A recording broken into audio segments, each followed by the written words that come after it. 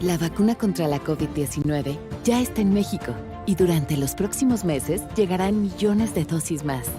La vacunación es universal y gratuita, empezando con el personal médico. Es momento de esperanza y tu ayuda es muy importante para enfrentar al coronavirus. Mientras te toca vacunarte, quédate en casa. Mantén limpias tus manos y guarda sana distancia. Recuerda, si te cuidas tú, nos cuidamos todos. Gobierno de México.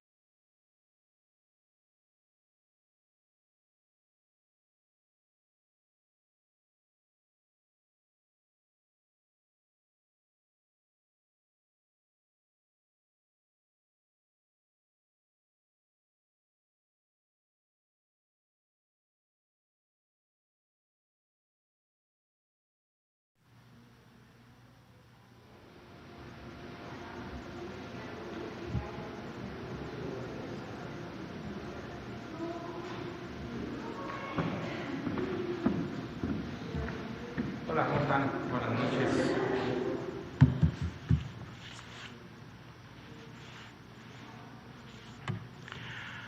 Muy buenas noches, tengan todas y todos aquí en Palacio Nacional, Salón Tesorería. Hoy es jueves 7 de enero, son las 19:01 y vamos a dar inicio a la conferencia de prensa sobre la situación que guarda la epidemia del virus SARS-CoV-2 en nuestro país y sobre todo, principalmente, el estado que guarda la estrategia de vacunación contra el mismo virus SARS-CoV-2 en México. Vamos a dar inicio.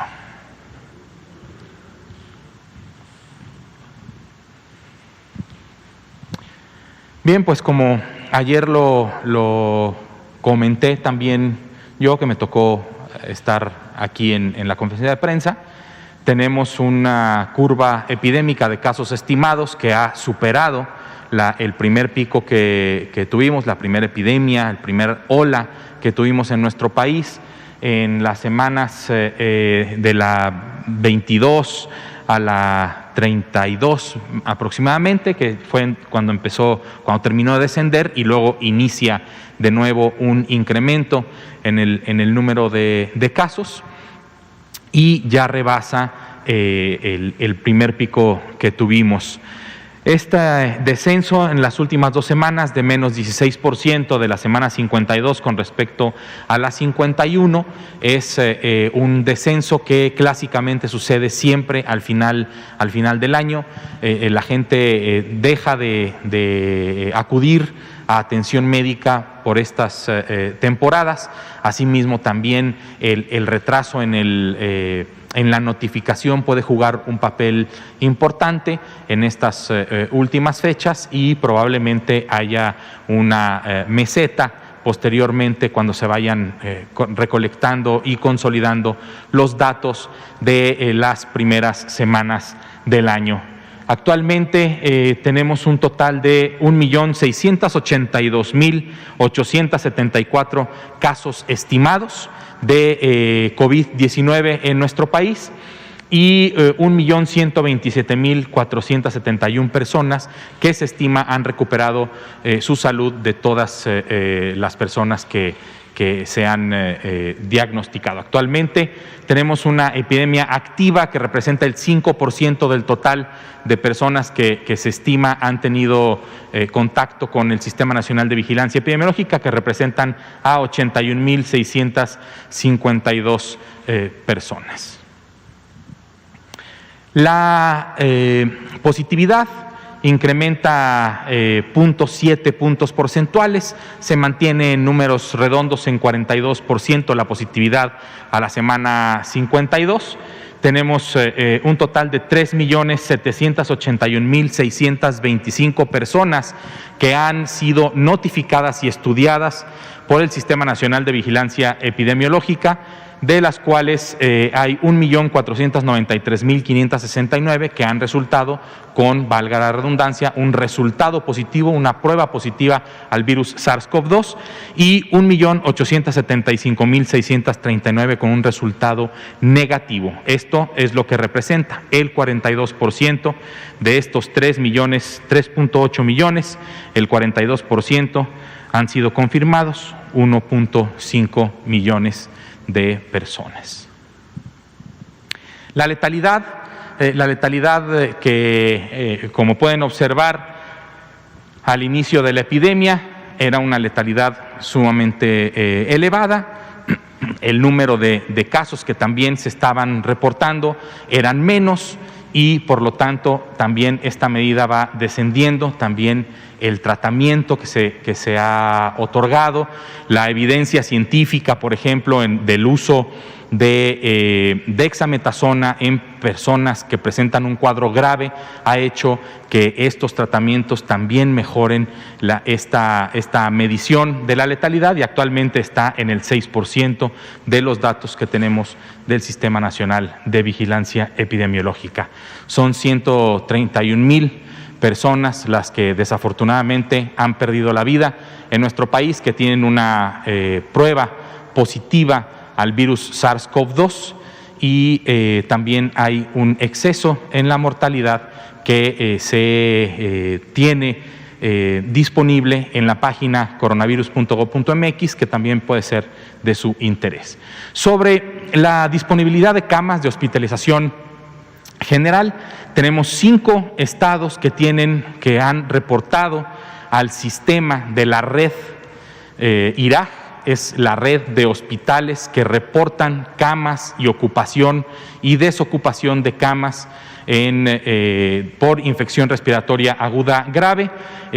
Tenemos 5 con más del 70% de ocupación, que son la Ciudad de México, el Estado de México, el Estado de Nuevo León, Hidalgo y Guanajuato. Son los 5 entidades federativas que tienen más del 70%. Hay que recordar que este 70% es ese límite en el que ya se cuenta con una saturación hospitalaria que requiere de otras acciones. 7 entidades federativas están entre el 50 y el 69%, Baja California, Morelos, Puebla, Querétaro, Sonora, Tlaxcala y Nayarit, y el resto, que son 20 entidades federativas, con menos del 50% de ocupación hospitalaria. A nivel nacional está siendo ocupada el 55% del total de 31,276 camas que se tienen disponibles en nuestro país para la atención de la infección respiratoria aguda grave,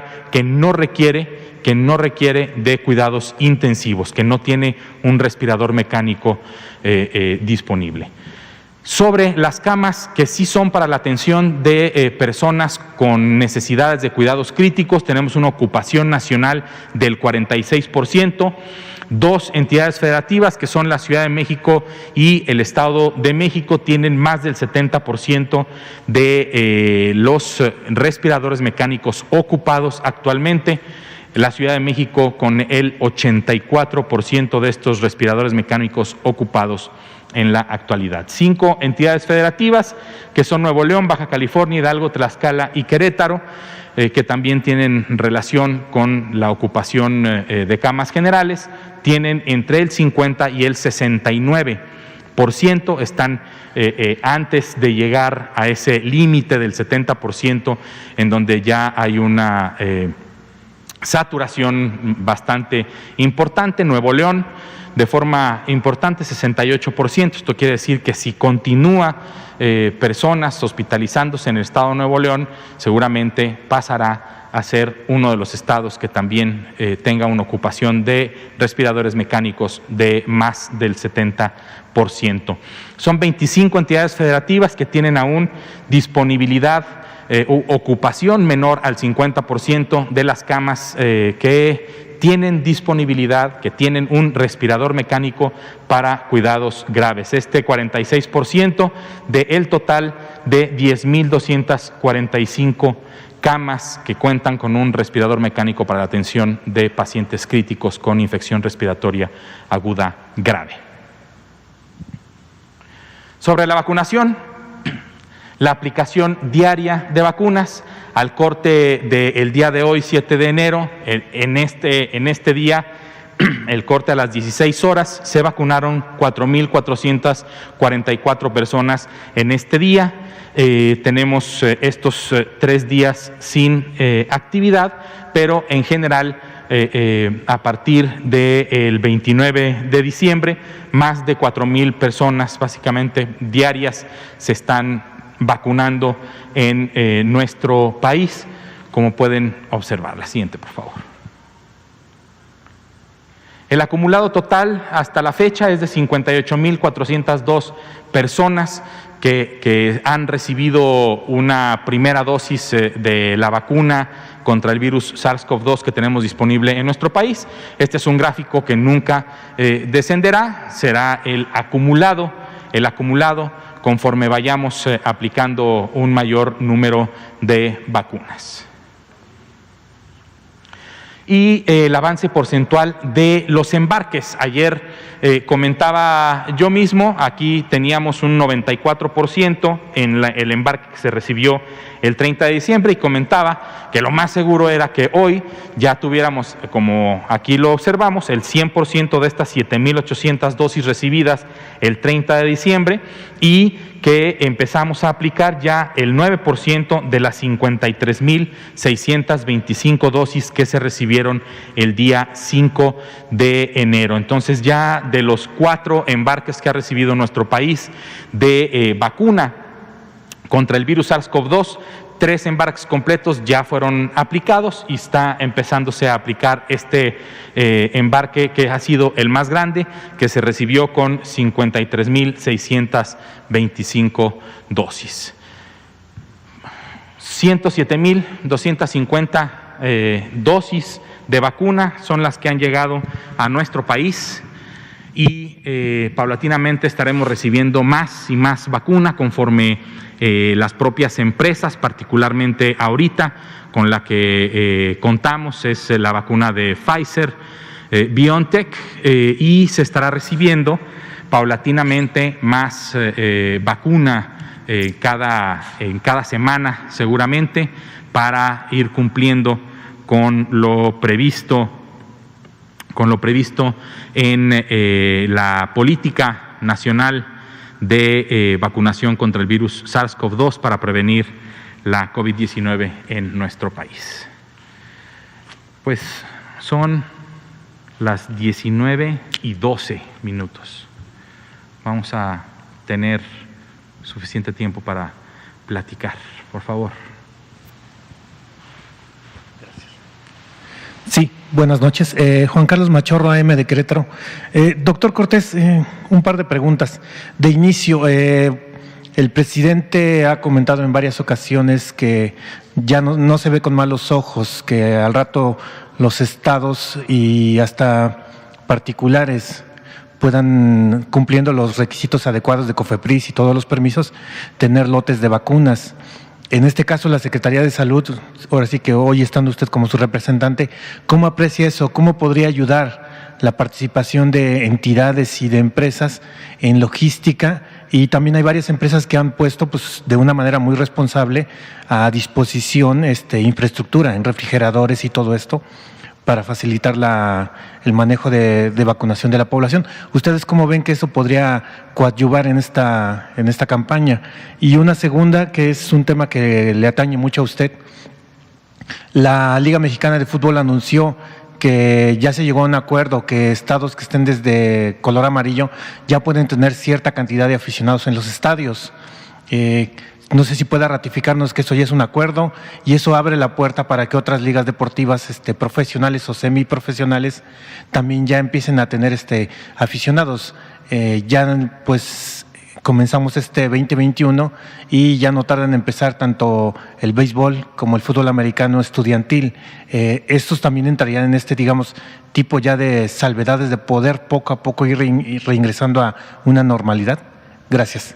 Muchas gracias, con todo gusto. Sobre la primera pregunta, nosotros siempre hemos visto con buenos ojos que las entidades federativas, los gobiernos de los estados de nuestra República Mexicana participen con nosotros. De hecho, somos un solo sistema nacional de salud.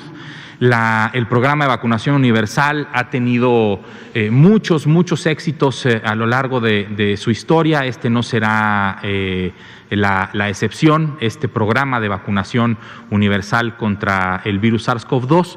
La gran diferencia es la siguiente. Uno, un producto, una vacuna, una droga, un fármaco que tiene una autorización para su uso de emergencia no se puede comercializar como tal. Se puede adquirir por parte de los gobiernos para la aplicación, dado que estamos en una emergencia. ¿Sí? Debemos de tener muy claro cuáles son las necesidades de farmacovigilancia de esta vacuna, por ejemplo. Pero además, la otra gran diferencia es la meta y la necesidad de aplicar 116 millones no de vacunas, sino de inmunizar a 116 millones de personas en nuestro país, como una de las metas. Y esto es en el menor tiempo posible. Esto no es la operación del día con día del programa de vacunación universal, por las necesidades, la cantidad de personas que se van a inmunizar en tan poco tiempo. Si todo, la producción y la entrega, todo sale bien, es un programa impresionante, sin precedentes. Y la otra es la gran diferencia con esta vacuna particularmente, estas dos vacunas que están disponibles a nivel mundial, pero que en nuestro país está disponible la que tenemos, la de Pfizer, que requiere de ultracongelación. Entonces, vemos con extraordinarios ojos siempre el hecho de que los gobiernos estatales participen con nosotros. No solo lo vemos con buenos ojos, sino es una necesidad, porque como lo hemos dicho también aquí en la conferencia de prensa, tenemos 32 realidades distintas en nuestro país y además cada estado tiene diferentes realidades en sus municipios, en su territorio. Entonces, este es un operativo federal, pero que tendrá un componente necesariamente estatal de apoyo para el conocimiento y reconocimiento del territorio y de tener suficiente personal para aplicar la vacuna a todos estos 116 millones de personas en nuestro país, entre las cuales pues, nos incluiremos exactamente también todos nosotros que estamos aquí. Entonces, lo vemos con extraordinarios ojos.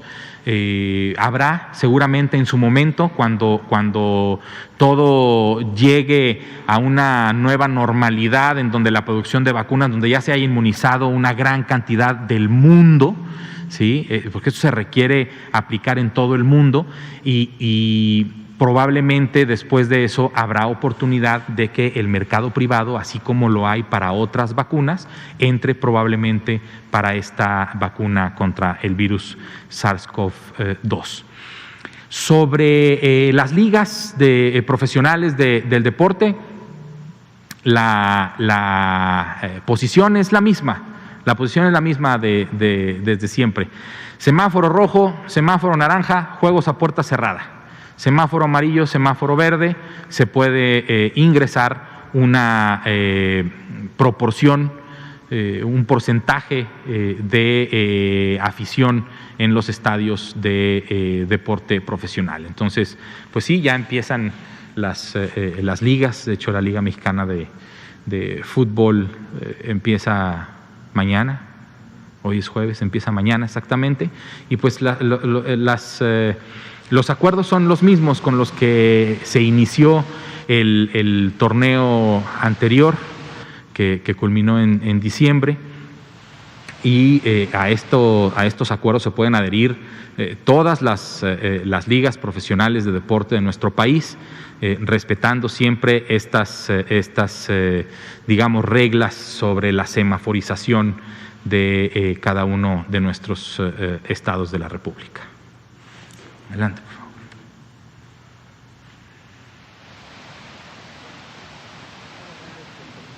Espera, Juan.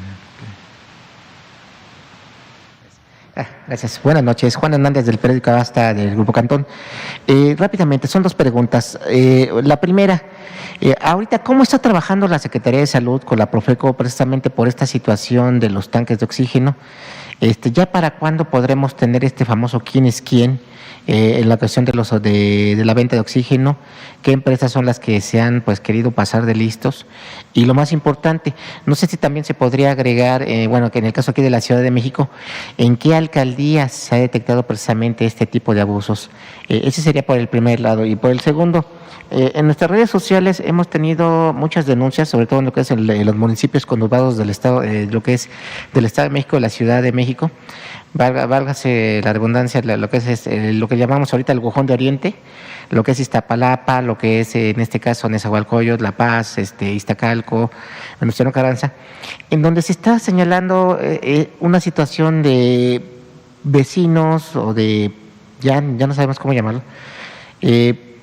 Por ejemplo, en el Estado de México se menciona que se están realizando torneos clandestinos de fútbol, torneos clandestinos de fútbol, se están realizando también fiestas, se han realizado también, hay bares abiertos, o sea, realmente las autoridades no se han puesto las pilas, pero no solamente eso, sino también estos torneos, por ejemplo, de fútbol, de Nezahualcóyotl se van a la de Iztapalapa y así están rolándose. Entonces es como una especie de juego del gato y el ratón, sin tomar en cuenta que esto pone en riesgo a la población que está participando en este tipo de actos, de eventos. ¿Cuál sería el llamado que ustedes le harían y sobre todo a las autoridades?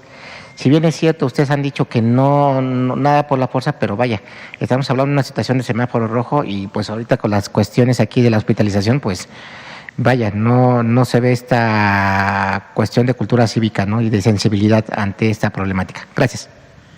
Muchas gracias. El llamado que yo haría primero, como siempre, es a la sociedad, a los que también tomamos decisiones personales que afectan a la colectividad, para evitar todo este tipo de situaciones que pueden y que de hecho generan un incremento en la cadena de contagios o al menos evitan esta ruptura de cadenas de contagio.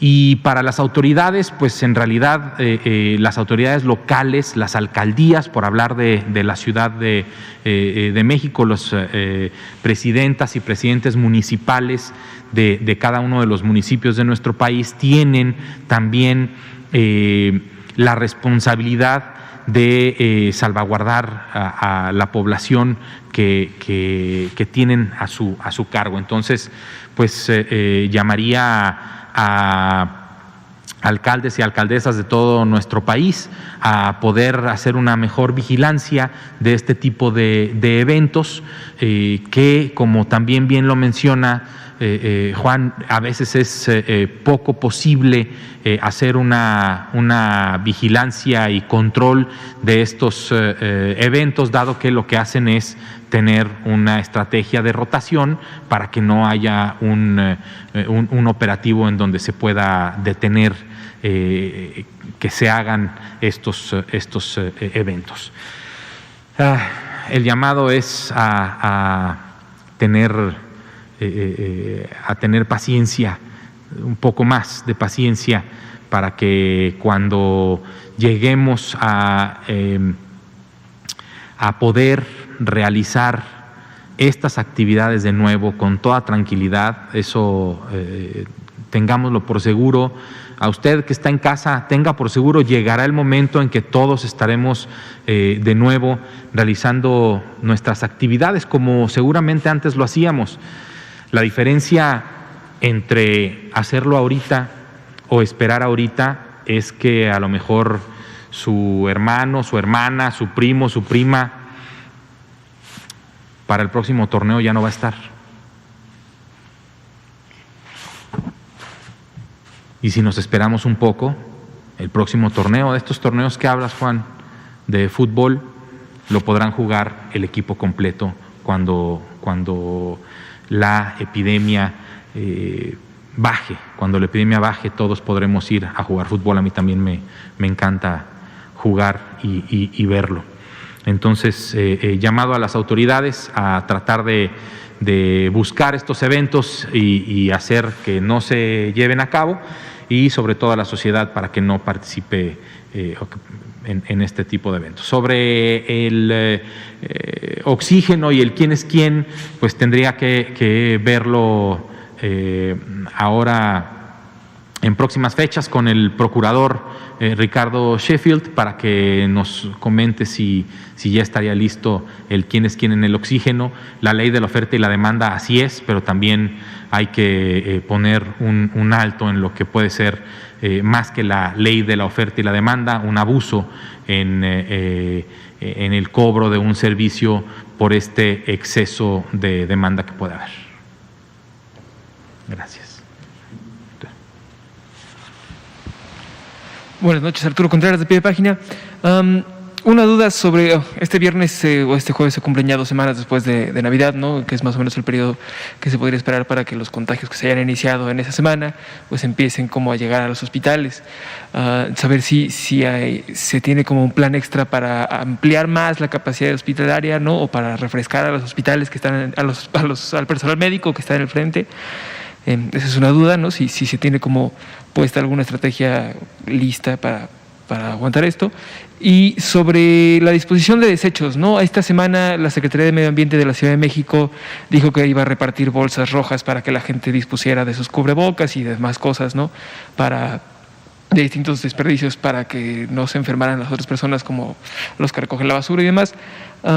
Entonces, en contraparte, hay estos estudios que dicen que la pandemia ha generado muchísimos más desechos que antes en la historia, ¿no? Entonces, ¿cómo hacer que esta emergencia sanitaria no se convierta o no apoquine a la emergencia ambiental que ya vivimos, ¿no?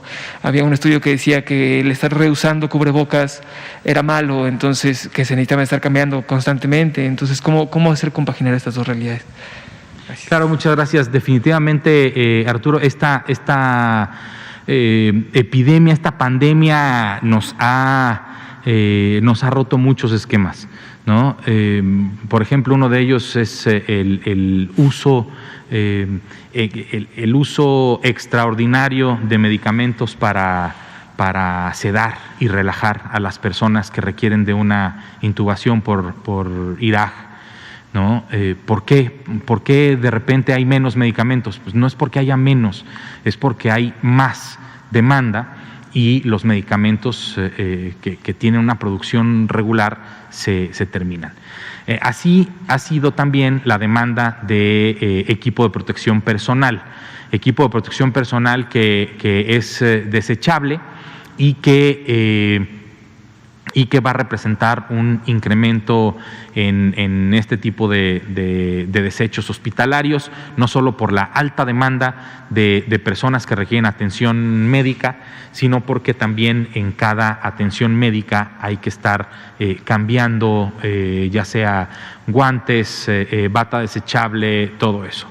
Lo que hay que hacer, me parece, es también un análisis de cuáles son los lugares específicos en donde sí se requiere de desechar este tipo de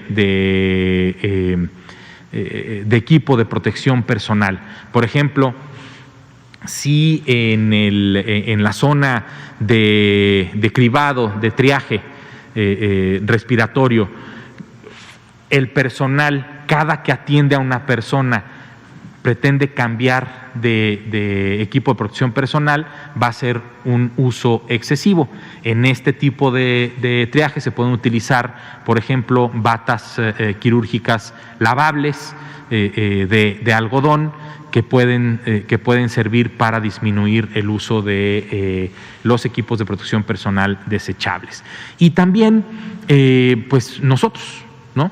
En general, el colectivo que no va a requerir de una atención hospitalaria. Hay que también recordar esta proporción de personas que llegan a un hospital que necesitan de los servicios hospitalarios es la menor.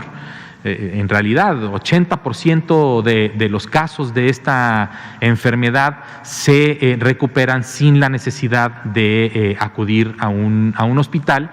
Y ese 80%, además sumado a la extraordinaria cantidad de personas que no hemos presentado sintomatología, pero que utilizamos equipo de protección personal como el cubreboca, si nosotros estamos comprando desechables y tirándolo todos los días o hasta 3 o 4 veces al día, vamos a contribuir todavía más de lo que en realidad representa la carga que está representando los hospitales al atender pacientes y personas en estado de gravedad. Entonces nosotros como sociedad, como personas que no hemos presentado un cuadro compatible con el virus SARS-CoV-2 y que utilizamos este tipo de equipo, pues procurar usarlo, como aquí estoy observando, de tela, ¿no? Como que es lavable, que puedo yo tener varios de ellos en casa. Mi esposa me tiene un buen set de cubrebocas para tener suficientes guardados en la maleta para estarlo cambiando cuando ya sea necesario, pero que llego a casa y así como se lava mi ropa, pues se lava mi cubreboca. Entonces, si todos ponemos de nuestra parte, si cada uno hace lo que nos corresponde, el impacto será menor. Entonces, evitar en lo posible el uso de cubrebocas desechables, sobre todo en nosotros que no requerimos de hacerlo y que podemos utilizar de los, valga la redundancia, utilizar de los cubrebocas que son lavables, que son reusables una y otra vez. Sobre la expansión. ¿Perdón? La reconversión hospitalaria, un plan de atención. Sobre un plan de atención sobre la reconversión hospitalaria. Ok.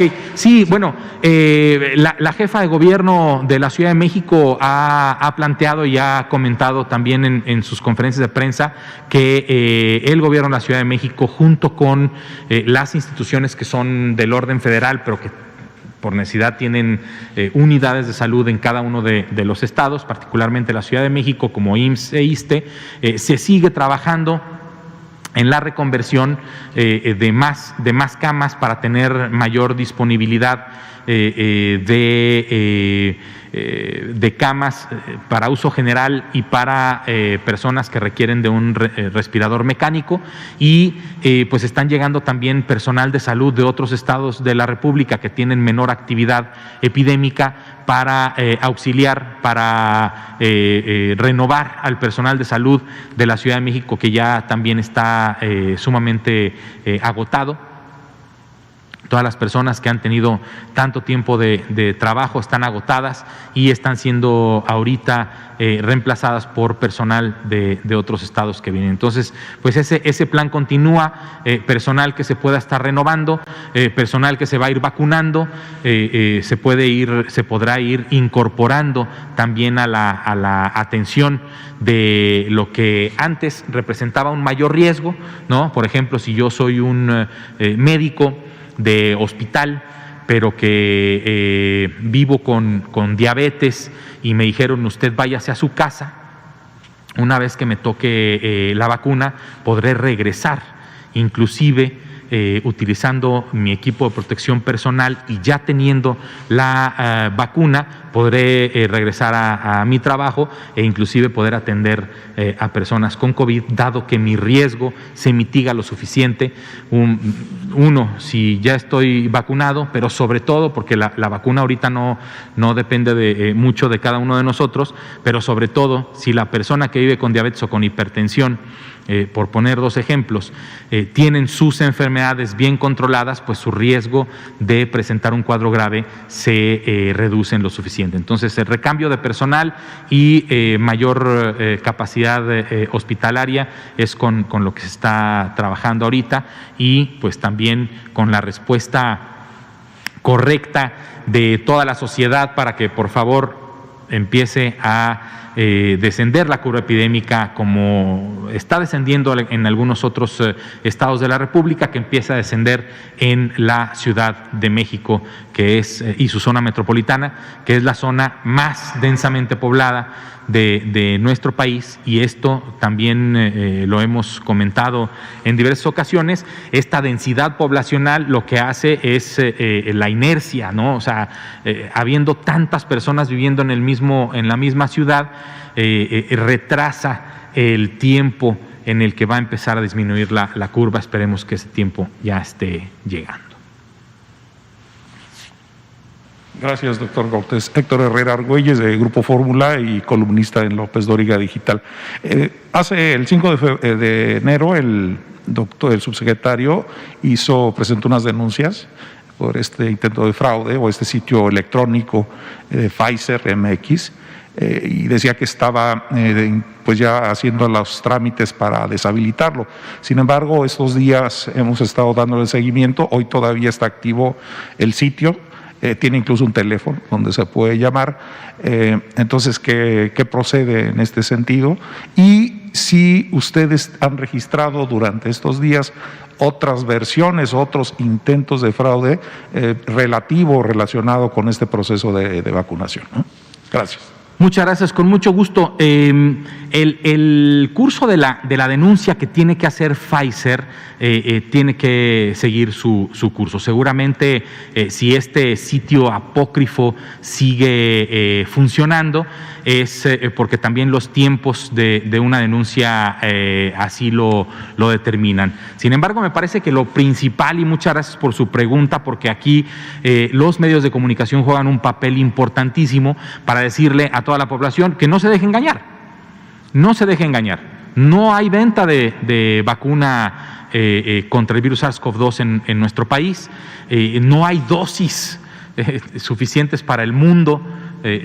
Por lo tanto, no hay una venta ni en este ni en ningún otro país, por lo que tenemos conocimiento.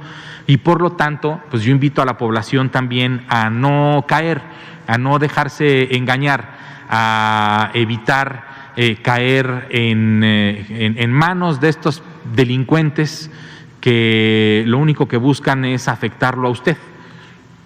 Lo único que buscan es beneficio personal, son delincuentes, buscan beneficio personal, buscan afectarlo a usted y no le van a dar ninguna vacuna. Y si se la dan, seguramente lo que le estarán dando es agua bidestilada, si bien le va, que potencialmente pudiera no afectarle en nada, pero si mal le va, pues estarían inyectándole algún producto que ni siquiera ellos van a saber lo que están disque vendiendo. Entonces, llamado a la sociedad, el programa en nuestro país está siendo paulatino, conforme van llegando las dosis a México. Llegarán más dosis cada vez, embarques cada vez más grandes a nuestro país. Seguramente en pocos meses habrá más vacunas disponibles también en nuestro país, y por lo tanto lo que hay que tener también es paciencia. A todos nos va a tocar, a los que nos corresponda, vacunarnos en el momento en que nos corresponda. No caiga en manos de esos delincuentes. No hay venta. La vacuna en México será gratuita para protegernos contra el virus SARS-CoV-2. Adelante, por favor. Buenas noches, doctor Cortés. Carlos Abarave, 1+1. Dos preguntas, doctor. La primera, respecto a los puntos donde está vacunando al personal de salud, la pregunta es, ¿hay acceso a los medios de comunicación para dar fe de que efectivamente se está llevando a cabo esta vacunación en alguno de los puntos? Y la segunda, en su opinión personal, usted que ha trabajado adecuadamente el análisis para la aplicación del semáforo en los diferentes colores, su opinión particular, ¿cree usted que el día 11 la Ciudad de México vuelva al color naranja? Creo que la Ciudad de México vuelva al color naranja. Mi opinión es sí. Definitivamente regresaremos al color naranja y luego caeremos al amarillo y estoy seguro que después estaremos en el verde. Es mucho más difícil, como lo comenté ahorita, en ciudades tan grandes como la zona metropolitana de la Ciudad de México, pero definitivamente con el apoyo de la vacunación, definitivamente no es la solución, es una más de las soluciones que tenemos disponibles que nos ayudará a disminuir la cantidad de personas infectadas, susceptibles a infección y sobre todo a disminuir radicalmente el número de personas que fallecen por esta enfermedad. Entonces, definitivamente el semáforo como una herramienta que mide el riesgo epidémico que tenemos cada uno de nosotros y nosotras al salir a las calles, definitivamente en la Ciudad de México y en todo el país llegará el momento en que regresemos a estar lo más en el menor riesgo posible, que como siempre lo hemos dicho también, verde no significa cero riesgo, significa el riesgo más bajo posible. Es una enfermedad con la que vamos a tener que vivir y convivir durante mucho tiempo, probablemente para siempre, como lo hacemos con otros coronavirus y como lo hacemos con la influenza, que ahorita no ha sido una carga más a la epidemia que estamos viviendo del virus SARS-CoV-2. Afortunadamente, así se comportó en el hemisferio sur, así se está comportando también en el hemisferio norte. Entonces, junto con cuando llegue la vacuna, el uso del cubrebocas, el lavado de manos frecuente, la distancia física entre personas y el quedarse en casa y asistir a atención médica cuando estamos enfermos son las mejores medidas para que podamos llegar a estos niveles de riesgo lo más bajo posible. Actualmente, el día 11 cree que se logre el color naranja. El día 11 de enero. Pues yo creo que no. Siendo personalmente, como lo preguntó, yo creo que no. Yo creo que continuará en rojo.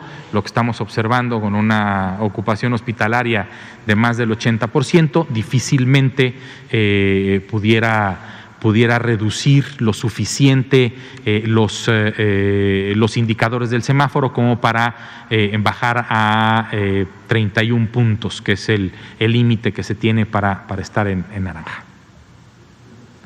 Gracias. Bien, pues son las 19:42. Si no hay ninguna otra pregunta por parte de las personas que aquí nos acompañan de los medios de comunicación.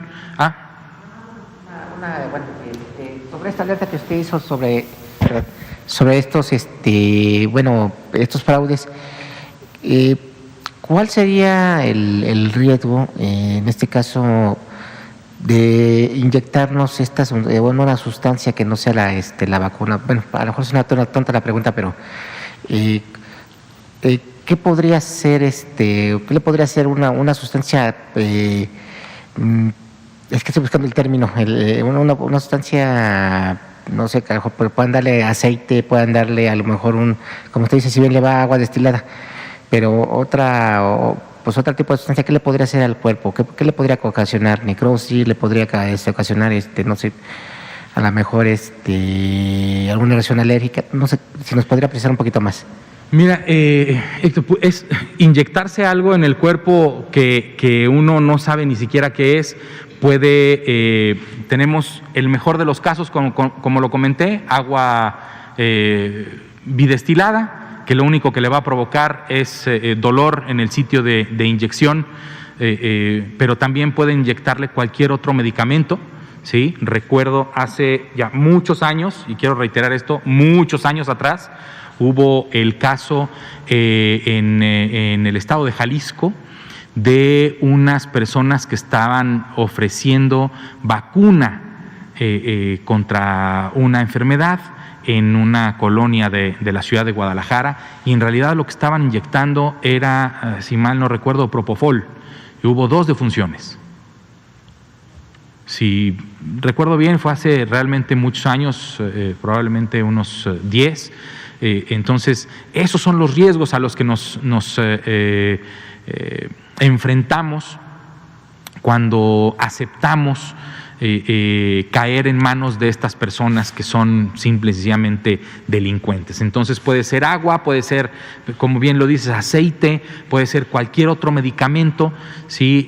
Que pueda causar un daño permanente a la persona e inclusive la muerte. Entonces es por eso tan importante que las vacunas y en general cualquier medicamento que se aplique usted que nos está viendo ahorita en casa, se lo aplique con personas que son profesionales de la salud, en lugares en donde está bien establecido que se dedican a eso, para que tenga usted la certeza o la mayor certeza de que lo que le están aplicando, lo que le están recetando, está bien indicado, está bien aplicado y no se trata de un engaño o de un robo que le están haciendo a usted, porque lo peor que puede pasar es que le roben unos pesos al venderle agua destilada como si fuera una vacuna, pero lo peor que puede pasar es que a usted le roben la vida.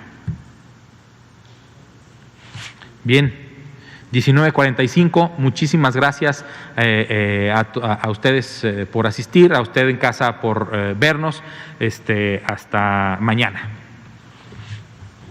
Gracias.